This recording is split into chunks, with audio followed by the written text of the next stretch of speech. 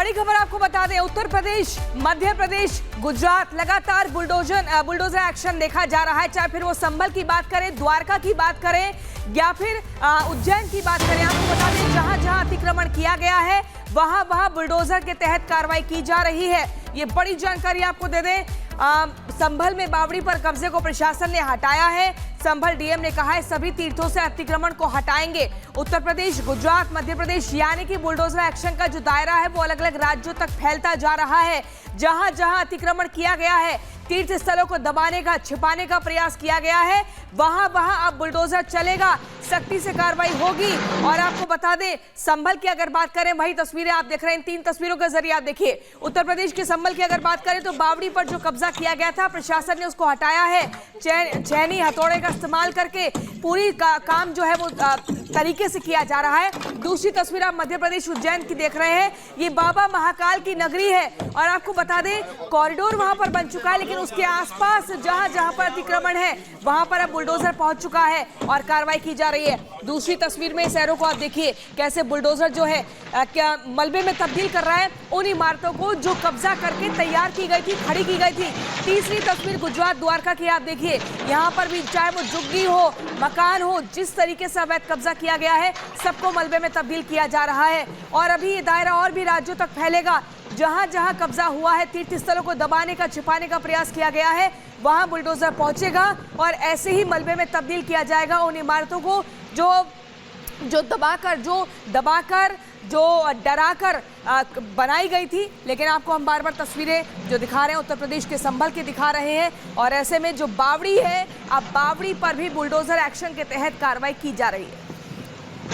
तो इन तस्वीरों को देखने के बाद दंगाई भी सोच रहे होंगे कि आखिर हमसे गलती क्यों हो गई, क्योंकि जिस तरह की तस्वीरें सामने आ रही हैं, संभल की जिस तरह से सर्जरी की जा रही है, उसके बाद दंगाई अतिक्रमणकारी भी अफसोस कर रहे होंगे कि गलती हो गई, प्रशासन पर पत्थर नहीं बरसाने चाहिए थे, गलती हो गई, अवैध अतिक्रमण नहीं करना चाहिए था। क्योंकि संभल में सिर्फ खुदाई और तोड़ाई का काम ही नहीं हो रहा है, बल्कि अब संभल का कायाकल्प भी किया जा रहा है। संभल को उसके पुराने स्वरूप में लाने की कवायद भी शुरू हो चुकी है। रिपोर्ट देखिए। पुराना जख्म का उपचार होना बहुत आवश्यक है, नहीं तो कैंसर हो जाता, उसका समाधान होना बहुत आवश्यक है। तरफा जुल्म हो रहा है वहां पर संभल में पूरा। खोदते खोदते एक दिन अपनी सरकार को भी खोद देंगे।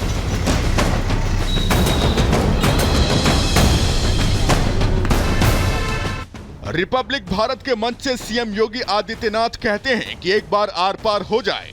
आदेश लखनऊ से हाईकमान का आता है तो काम में तेजी भी दिखाई देने लगती है।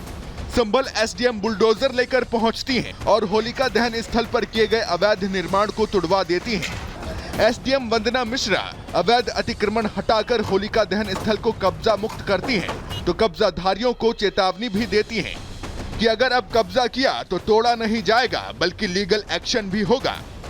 यहाँ पर पीछे की तरफ होलिका दहन स्थल है बहुत प्राचीन समय से, और उसके लिए मार्ग भी बना हुआ है। आप देख सकते हैं कि यहाँ एक बहुत पुराना द्वार है, उस पर अंकित भी है होलिका दहन स्थल। उसके लिए यहाँ से रास्ता था जाने का मार्ग, उस मार्ग को इन लोगों ने अतिक्रमित कर रखा था, उसको भी हटवाया गया। संभल में सिर्फ खुदाई और तुड़ाई ही नहीं चल रही है, अब संभल को उसके पुराने स्वरूप में वापस लाने की कवायद भी शुरू हो गई है। 22 कुएं किसने बंद किए थे? इन 22 कुओं को भी वहां पे बंद किया गया।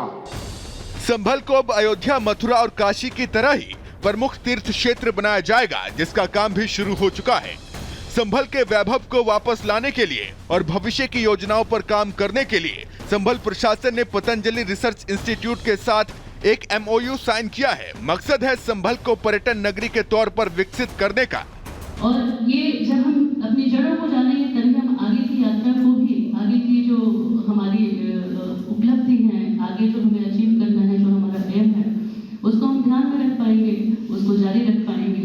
तो उसी प्रयास में यह है कि हम ग्रंथों को पुनर्जीवित करें। हिंदू धर्म ग्रंथ और साधु संत कहते हैं कि 87 तीर्थ और 5 महातीर्थ हैं और भगवान विष्णु का अंतिम कल की अवतार भी यहीं पर होगा। तो प्रशासन सनातन के सबूत तलाश कर आगे के काम में जुटा है। विपक्ष और मुस्लिम पक्ष इस कार्रवाई को एक तरफा बता रहे हैं तो सीएम योगी आदित्यनाथ लगातार कह रहे हैं कि चिंता मत करो, काम सिस्टम से होगा। Bureau report, Republic Bharat.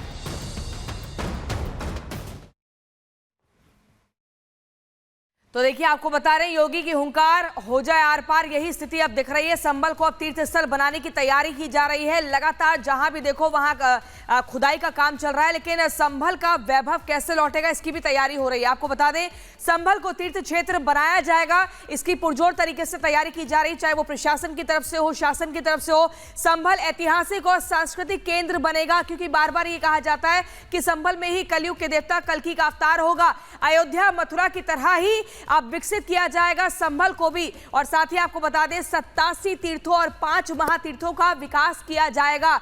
इसके अलावा पर्यटन के केंद्र के रूप में स्थापित भी किया जाएगा, यानी कि दूर दराज से अब लोग अपना तीर्थ स्थल के तौर पर आ सकते हैं और उसके बाद अपनी यात्रा को पूरा कर सकते हैं। इसी के तवज्जो पर जो है पूरी तरीके से संभल क्षेत्र को बनाया जा रहा है, तीर्थ स्थल बनाया जाएगा। जगह जगह कुएं मिल रहे हैं, कूप मिल रहा है, मंदिर मिल रहा है, मूर्तियां मिल रही हैं और बार बार ये बताया जा रहा है कि अब संभल का विकास एक अलग ही तरीके से किया जाएगा।